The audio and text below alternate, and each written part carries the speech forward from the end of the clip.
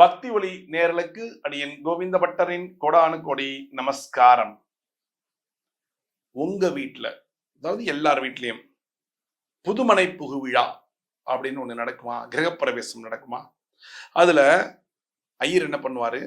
ஹோமம் வளர்க்கறதுக்கு முன்னாடி இலைய பரப்பி அரிசி போட்டு கும்பம் வச்சு மாவிளை வச்சு அதுல ஒரு தர்ப வச்சு தேங்காய் வைப்பாங்க இல்லையா? நல்லா மஞ்சப்படுத்தி தேங்காய் வைப்பாங்க. அதுக்கு பேர் புண்ணியாஜன தீர்த்தம் அப்படின்னு பேரு. அதுல என்னென்னலாம் கலப்பாங்க? கோமியம் கலப்பாங்க, மஞ்சள், சந்தனம், தீர்த்த பொடி எல்லாத்தையும், பன்னீர் எல்லாத்தையும் கலப்பாங்க. தர்பை வச்சு மந்திரத்தை சொல்லி புரோக்ஷனம் பண்ணுவாங்க இல்லையா? புரோக்ஷனம்னா வீடு ஃபுல்லா தளிப்பாங்க. எல்லாம் தளிச்சு முடிச்சோடனே ஐயர் அதெல்லாம் வச்சுட்டு கடைசியில ஹோமம் எல்லாம் முடிஞ்சிருச்சு, லாஸ்ட்ல சொல்லுவாரு, இந்த இந்த தண்ணிய பத்திரமா வச்சுக்கோங்க. அந்த தண்ணிய என்ன பண்ணணுங்கிறது சொல்ல போறேன், வெயிட் பண்ணி கேளுங்க. அதுக்கு அடுத்தது, உங்க வீட்டுல இருக்கிற பாப்பா ஏஜ் அட்டன் பண்ணிடுச்சா? ஏஜ் அட்டன் பண்ணிச்சுல்ல? அப்ப என்ன பண்ணீங்க? தீட்டு கழிச்சிங்களா? ஒரு புண்ணியாஜனம் பண்ணி ஐயரை கூப்பிட்டு அதே மாதிரிதான் சொம்பு வச்சு சொம்புல நூல் சுத்தி எல்லாம் புரோக்ஷனம் பண்ணி ஒரு புண்ணியாஜனம் மாதிரி பண்ணீங்க. அந்த புண்ணியாஜன, அந்த சொம்புல இருக்கக்கூடியதான் புண்ணியாஜன தீர்த்தம். அதையும் அப்படியே வைங்க. அடுத்ததுக்கு போறேன். ஒரு குழந்தை பிறந்திருக்குங்க. குழந்தை பிறந்து தீட்டு கழிக்கணும். அந்த தீட்டு கழிக்கிறதுக்கு புண்ணியாஜனம் பண்ணுவாங்க. எல்லாமே அந்த சொம்பை வச்சுதான் புண்ணியாஜனம் பண்ணுவாங்க. ஒவ்வொரு வீட்லயும் ஒவ்வொரு சொம்பு கொடுப்பாங்க. பித்தளை சொம்புல தான் பண்ணுவாங்க.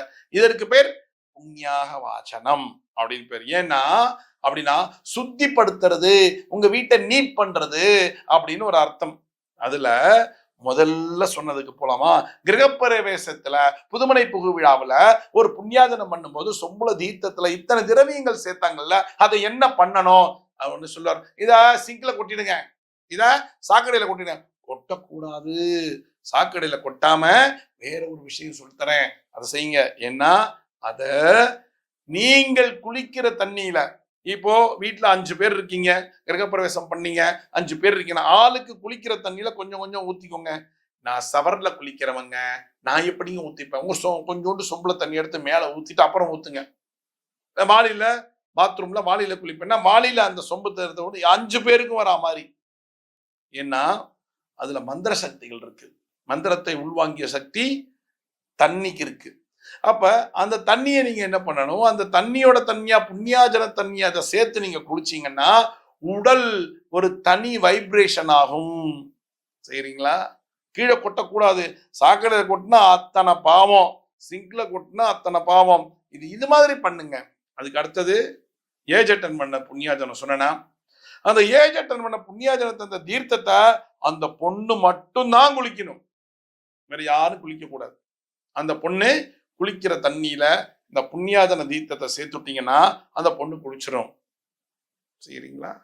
அதுக்கு அடுத்தது குழந்தை பிறந்த தீர்த்தத்தை என்ன பண்ணலாம்? இதெல்லாம் சொல்லிட்டீங்க. குழந்தை பிறந்த புண்ணியாஜன தீர்த்தத்தை என்ன பண்ணலாம்? குழந்தையோட அம்மா மட்டும்தான் குளிக்கணும். அதுல குழந்தையோட அம்மா இல்ல அப்பா, அம்மாவும் குளிக்கலாம், அப்பாவும் குளிக்கலாம். வேற யாருக்கும் அந்த தீர்த்தம் தேவையில்லை. சரி, ஒருத்தர் இறந்து போயிட்டாங்க. கருமாதி பண்றதுக்கு முன்னாடி கருமாதியம் பண்ணிட்டு வீட்டை சுத்தப்படுத்துறதுக்கு ஐயர் வருவார். இதே மாதிரி சொம்பு வச்சுதான் புண்ணியாஜனம் பண்ணுவாரு. தீர்த்தத்தை தளிப்போம். வீடு ஃபுல்லா தீர்த்தத்தை தளிச்சு அந்த தீட்டை போக்கிடுவார். அப்ப அந்த தண்ணி என்ன பண்ணலாம்? இறந்து போனது யாருங்க? அம்மாவோ அப்பாவோ, அவங்களுக்கு பிள்ளைங்க இருப்பாங்கல்ல, பிள்ளைங்க இருக்காங்கல்ல, அவர்கள் அத்தனை பேருமே, அதாவது புள்ள, மருமகள், பேரன், பேத்திகள், இவர்கள் எல்லாம் குளிக்கும் போது கொஞ்சம் கொஞ்சம் அந்த தண்ணியில சேர்த்து குளிக்கணும். குளிக்க ஏன் அப்படின்னா இது ஃபுல்லாவே மந்திரங்கள் ஓதப்பட்ட ஒரு தண்ணி.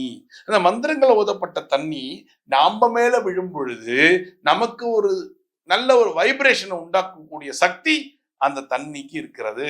அதனால புண்ணியாஜன தண்ணிய இனிமே தயவு செய்து சாக்கடையில கொட்டுறேன், சிங்க்ல கொட்டுறேன், செடியில கொட்டுறேன்னு யாரும் கொட்டக்கூடாது. இது மாதிரி செஞ்சு பாருங்க, நல்ல வைப்ரேஷன் கிடைக்கும். உங்களுக்கு ரொம்ப அருமையான வைப்ரேஷன் கிடைக்கும். செய்யறீங்களா? செய்யுங்க. அதனால என்ன தப்பு? தப்பே கிடையாது.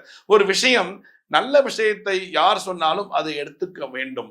அதுக்கப்புறமா நீங்க இதை செஞ்சு பார்த்து ஆராய்ச்சி பண்ணுங்க. ஆமா, இது நான் ஊத்திக்கிட்டேன், ரொம்ப நல்லா இருந்தது, அருமையா இருந்தது, எனக்கு ஏதோ தனி சக்தி கிடைச்ச மாதிரி இருக்குன்னு நீங்க சொல்லுவீங்க. சரிங்களா? ஏன் இவ்வளவு தூரம் உங்களுக்கு செய்யறேன்னா, நல்லதை நீங்கள் செய்ய செய்ய செய்யதான் உங்களுக்கு நல்ல எண்ணங்கள் உருவாகும் என்பது நிதர்சனமான உண்மை. இதை செய்ய உங்களுடைய லைஃப் எக்ஸலண்டா இருக்கும். செய்யுங்க, ரொம்ப நல்ல சந்தோஷமா இருங்க. இருக்கீங்களா? அடுத்த சாஸ்திர சம்பிரதாயத்தில் நான் உங்களை சந்திக்கிறேன். பக்தி ஒளி நேயர்களுக்கு அடியேன் கோவிந்த பட்டரின் கோடானு கோடி நன்றிகள்.